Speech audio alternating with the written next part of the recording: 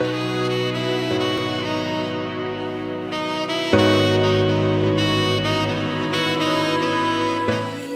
for you to arrive again.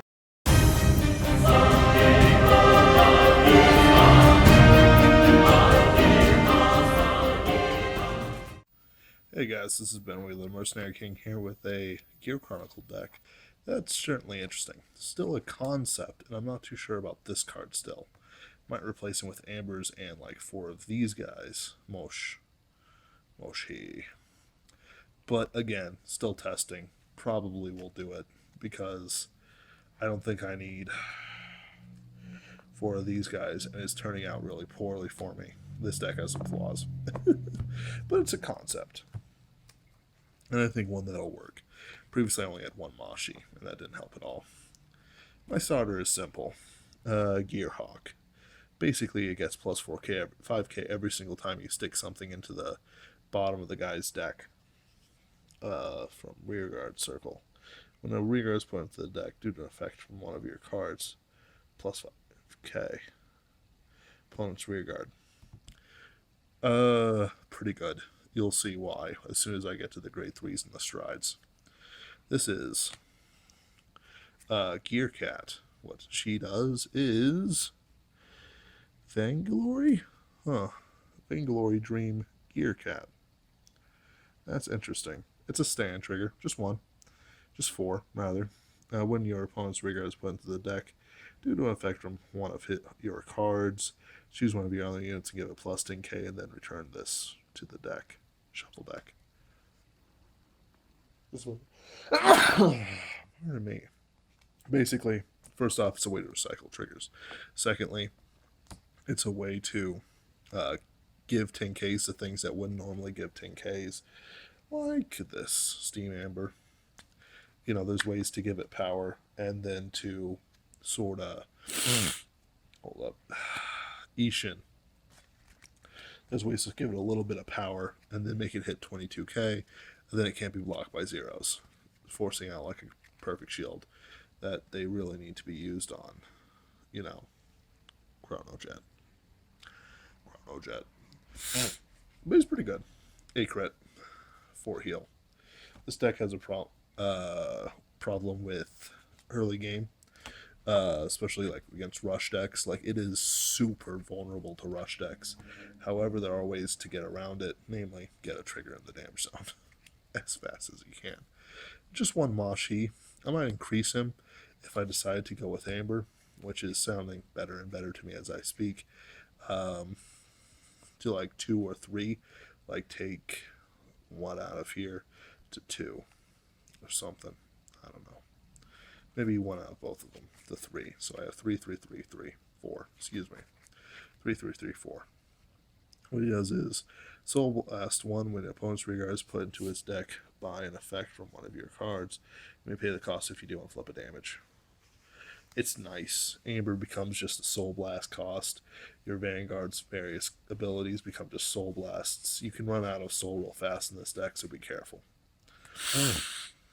But then again, if you're on flipping damage, it's not too bad. 4 of these guys, Tried Enablers, Steam Breath Dragon. He also searches out Chrono Jet, which is in this deck. You want to not ride Colossus. Just don't. There's a grade 3 that's coming out eventually that'll work better with it than Colossus, but he hasn't out yet. And he also strides. Right now I'm running 4 of Mist Geyser Dragons. Again, I really like this steampunk art. Every time you send something to the rearguard from the... Every time you put a rearguard into the bottom of the deck from one of your cards, opponent's deck by the way, this unit gets plus 5k. Generation Break 1. He becomes super fast. He can become up to 25k or more with this deck. For perfect shields. And there's some interesting things I'll show you. First off, for distance running Gear Horse, again, maybe replace these with Ambers because of the combos with Meshi that I just realized. But he on hit unflips damage. Just on hit, unflipping damage. Would that Mega Colony have one of Nice. Um, Iron Fanged Gearhound, GB1 with this unit Vanguard. It's a grade 2 version of. Where is he? This guy. You can see the family resemblance. Plus 5k every time you send something to the bottom of the deck from a rearguard spot on the opponent's side. He's good. Then we have Steam Maiden Nation. Again, also extremely vulnerable to rush. Steam Maiden Nation. Counterblast 1 when your opponent's rearguard is put into his deck from effect of one of your cards. Counterblast 1 until end of turn. This unit gets, when this unit attacks a Vanguard until end of battle, they cannot call grade zeros from hand to guard. This also it has resist.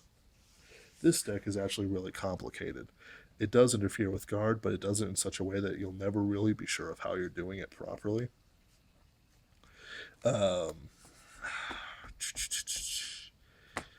In reality, this is probably a little bit overcosted, but at the same time with Meshi, actually, no, it's not overcosted.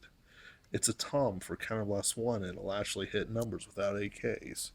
That's fantastic. And in this deck, you could be like a 34k before triggers and other abilities without hitting it, because this guy can hit 20. The max I can hit with this deck,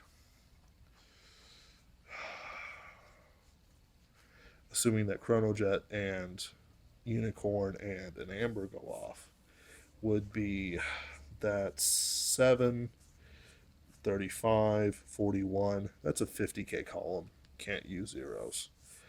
You know, it guarantees death unless they have a crit. Because just, 2 5ks may do it. But a 10k won't.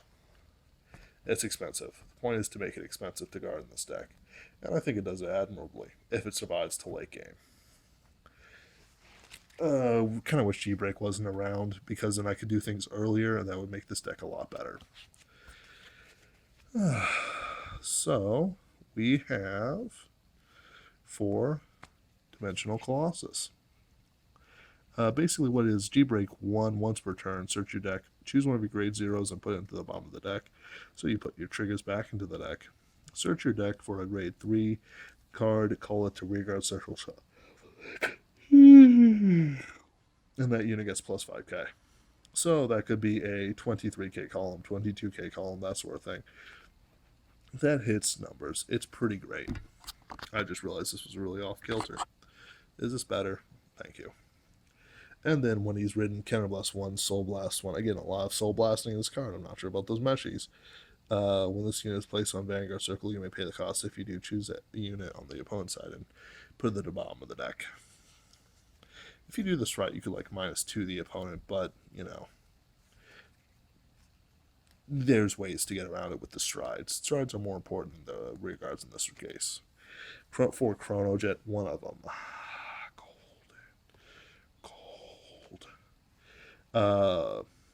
When this G-Break 2, when this unit attacks a Vanguard, this unit gets plus 5k, and your opponent cannot call grade 3 or greater cards from hand to Guardian Circle. Sorry, grade 1 or greater. Interestingly enough, he doesn't combo well with Ishin as much as you think he does. What he does is he causes the opponent to spend all the grade zeros. You attack with Ishin, the opponent, if he's smart, will use his grade 1s. And so it's sort of a circle of life deal. Right now I'm looking up information about Fate Wheel.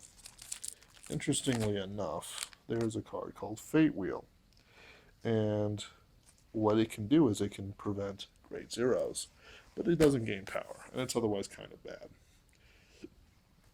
The thing about him, though, is that he doesn't really add anything to the field like Dimensional Colossus does. He's a combination between this guy and this guy. So he prevents zeros, and he sends something to the bottom of the deck on ride. So he ain't bad, it's just I feel I want this a bit better. Give things more power, that sort of thing. His secondary ability is when this unit is stridden, Counterblast 1, and return something to the bottom of the deck. Interestingly enough, that combos with Upheaval Pegasus, the first of the strides. When this unit is placed on Vanguard Circle, if you have a heart with Chrono Jet, your opponent puts all his rear guards into the bottom of his deck and then chooses the top 5, calls the top card of the deck to open R. So basically, he cycles out his field, and then you can counterblast 1 for Chrono Jet's ability. It's pretty interesting upheaval, Pegasus, and I look forward to doing more things with him, especially since I'm not going to leave Chrono Jet behind. However, if you don't have Chrono Jets, there are still some options. First off, I suggest everyone runs one. Fate Rider Dragon. What he does is you choose one of your rear guards and put it at the bottom of the deck. Search your deck for up to 1 card, so you can put with a grade greater than that unit. Call it to rear guard circle, shuffle deck, and then give things plus 3k for each of your face-up G units. He's pretty good. You summon something else out for a cycle, so you send back triggers to get boosters, and get that Meshi that's been avoiding you. And then let's say you do it late in the game and you've used Ragnarok and a couple of upheavals. That's when you use his ability and give a bunch of things 3Ks. Yep. So you choose, I don't know if you can choose multiple things at the same time, but I think you do. I think you can. I don't see why you wouldn't be able to. You could choose this, and then I choose this, and I choose this again. You know how it is. I have here 2 Chronos Command. Originally, I didn't really care for Chronos Command, but then I really started to grow on. He grew on me, and it's not like the art or anything like that. It's Counterblast 2, Soul Blast 1. Choose a card from your hand, discard it. When this unit attacks, it's Vanguard. If you do, your opponent puts all the rear guards to the bottom of the deck. Still pretty cool. With things like Meshi, that becomes nearly costless, even though you will run out of soul real fast. Basically, you'll have 2 soul when you ride to grade 3, so be careful on how you use it. You know what I mean? But this guy's pretty good. And a potential -5 to the opponent is always something you should pursue. I find that running 2 of each generation rare in the stride area really does help decks. Primavera especially, also Chronos Command. Finally, I run 2 Ragnarok's. Why? Ragnarok shows up and he gets, Counterblast 1, flip over a Ragnarok. Just a second. When this unit attacks a Vanguard, pay the cost at the end of battle. And until end of battle, your opponent cannot call grade 0s from hand to Guardian Circle. And then if you have 2 or more, gets a crit. Huh. That's interesting. You can do this without the crit. Huh. So I could lead in with this guy. And then you can't use grade 0s. No. It depends. Again, I'm going to have to choose the order of this deck, and it's really based on, what's the most important thing to do. For example, this guy's probably a good turn for ride. You do it, you ruin whatever card advantage they're building. By the way, you want it at least to be 3, otherwise it gets much less cost efficient, and just sort of ruin their day, especially if they don't think they'll do Chronos Command early. Plus, it gets rid of perfect shields, which are the thorn in the side of things like Ishin and whatnot, and Ragnarok.